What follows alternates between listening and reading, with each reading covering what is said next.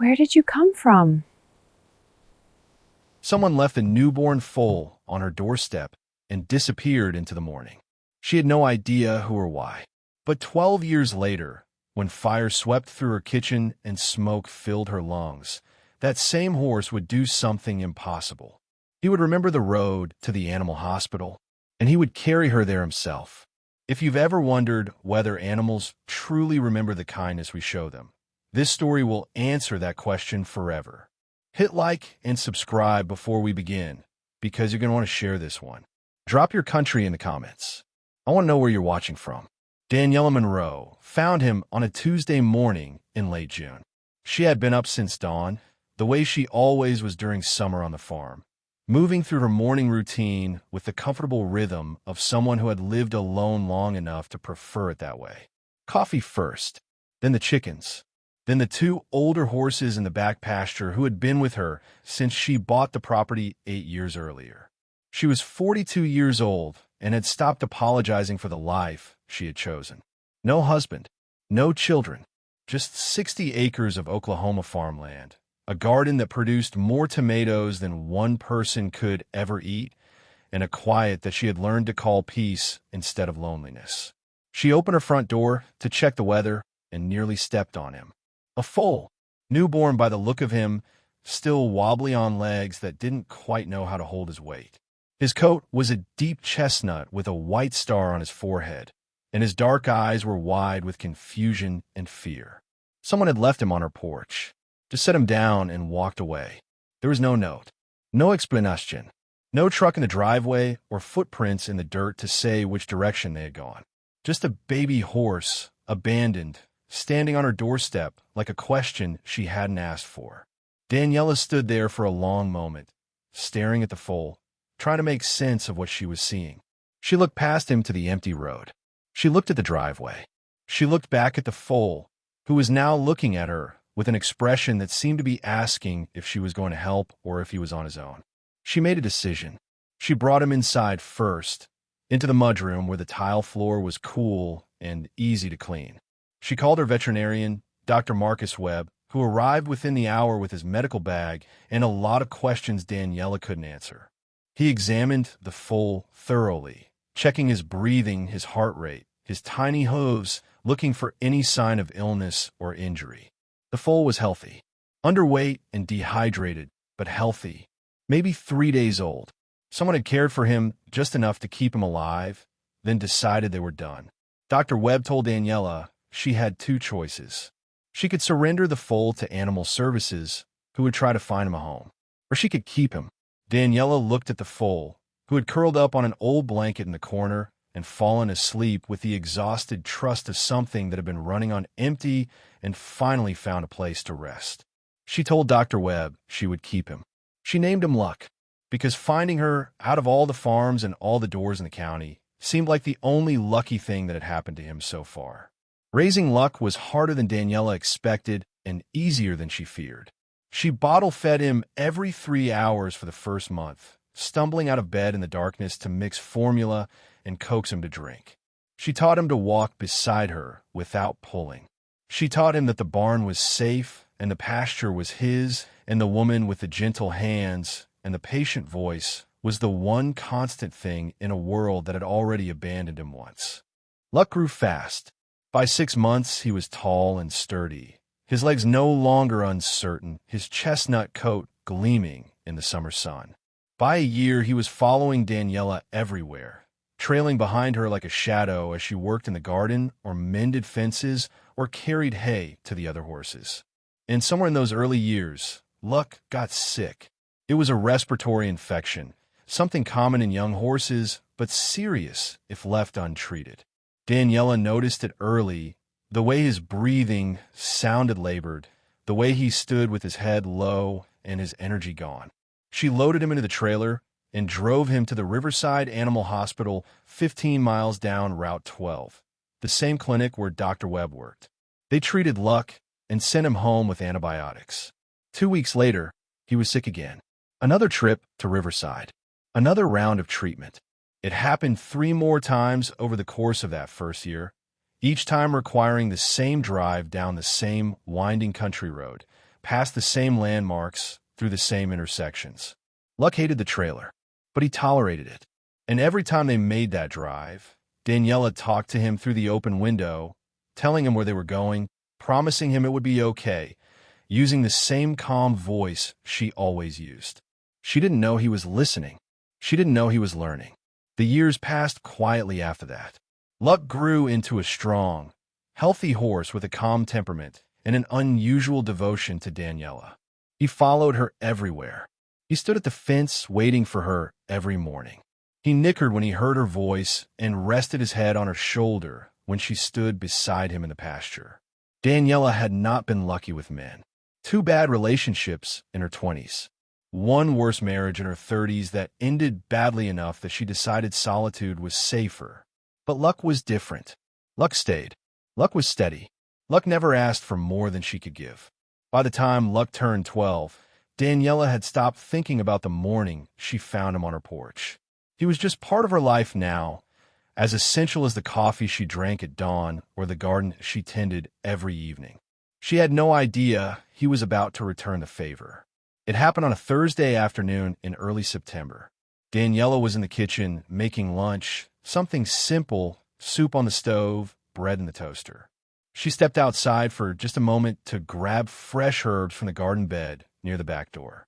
She was gone less than 2 minutes. When she came back inside, the kitchen was on fire. Later, the fire marshal would tell her it was the toaster. An electrical short, the kind of thing that happens in old farmhouses with old wiring. But in that moment, all Daniella knew was that flames were climbing the wall beside the stove, and smoke was filling the room faster than she could process what was happening. She grabbed the fire extinguisher from under the sink and tried to fight it. But the flames were too fast, the smoke too thick. Within seconds, she was coughing, her eyes streaming, her lungs burning. She stumbled toward the front door, but the smoke was disorienting, and she couldn't see, couldn't breathe, couldn't find the handle. She collapsed in the hallway. She remembered thinking this was it. This was how it ended. Alone in a burning house on a farm no one visited often enough to notice. Then she heard hoofbeats. Loud, fast, coming from the direction of the pasture. The front door was open, she realized dimly. She must have left it open when she went to the garden. And now something was inside. Luck appeared through the smoke like something out of a dream. He was inside the house, his eyes wide but focused, his body tense but controlled. He came straight to her, lowered his head, and nudged her shoulder hard enough to move her. Daniella didn't understand at first. Her mind was foggy from the smoke, her body weak. But Luck was insistent. He pushed her again, harder this time, then turned his body and lowered himself as much as a full-grown horse could lower himself in a narrow hallway. He wanted her to get on. She tried. Her hands found his mane. Her body weight shifted. And somehow, through sheer will and adrenaline and the muscle memory of 12 years spent together, Daniella pulled herself onto Luck's back. He stood carefully and walked out of the house. The cool air outside hit Daniella's face like a slap, clearing her head just enough to realize what was happening. She was on Luck's back. They were outside. The house was burning behind them, and Luck was moving, not toward the pasture, not toward the barn. He was walking down the driveway, his pace steady and deliberate, like he had somewhere to be. Daniella tried to speak, but her voice came out as a cough. She tried to steer him, but he ignored her completely. He turned left onto the road and started moving faster. He was heading toward Route 12. Daniella held on. She didn't know what else to do. Her lungs were burning. Her head was spinning. She pressed her face against Luck's neck and let him carry her. Luck knew the route, every turn, every landmark. He had traveled it enough times as a young horse to remember it 12 years later. He walked with purpose, his hooves steady on the asphalt, his breathing controlled despite the weight on his back. 15 miles. He covered it in just under 2 hours, never stopping, never hesitating. When he reached the Riverside Animal Hospital, he walked straight to the front entrance and stopped. Dr. Webb was outside talking to a client when he saw them. A chestnut horse with a white star on his forehead, carrying a woman who was barely conscious, standing at the clinic door like he had an appointment. Dr. Webb recognized them both immediately. He ran inside and called for help. Two vet techs came out with blankets and water. They helped Daniella down from Luck's back, laid her on the ground, checked her breathing, her pulse, her eyes. She was conscious but weak, her lungs damaged from smoke inhalation, her body exhausted. Dr. Webb called 911. The paramedics arrived within 10 minutes and loaded Daniella into the ambulance. They checked her vitals, gave her oxygen, stabilized her for transport to the human hospital in the next county. Before they closed the ambulance doors, Daniella looked back at Luck.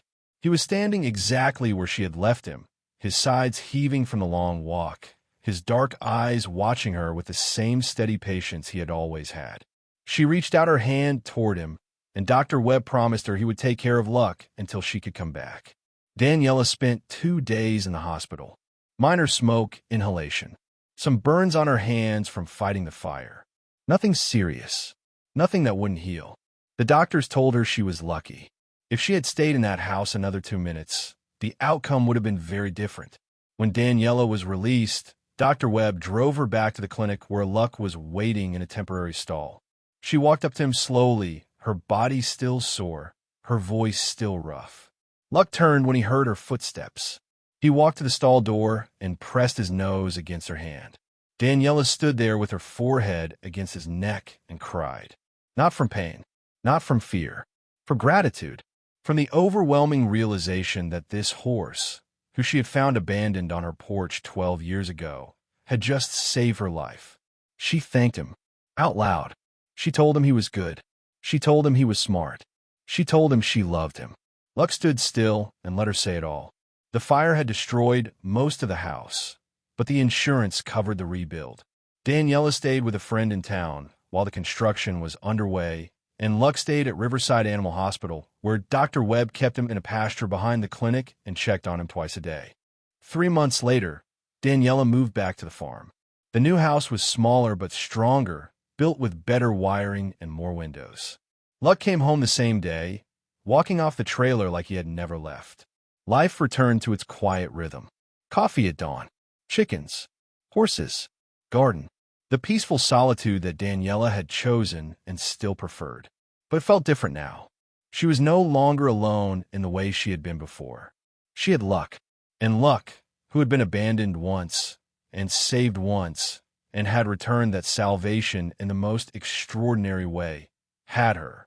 Every morning, Daniella walked out to the pasture and Luck was waiting at the fence. Every evening, she sat on the porch and watched him graze in the fading light. She thought often about that Tuesday morning 12 years ago when she opened her door and found a foal she hadn't asked for. She thought about how close she had come to surrendering him to animal services. She thought about what would have happened if she had made a different choice. She thought about Luck, real Luck, the kind that shows up on your doorstep when you need it most, the kind that remembers, the kind that comes back for you. And she understood, finally, why she had named him what she did. Daniella didn't take in that abandoned foal expecting anything in return. She did it because something needed her.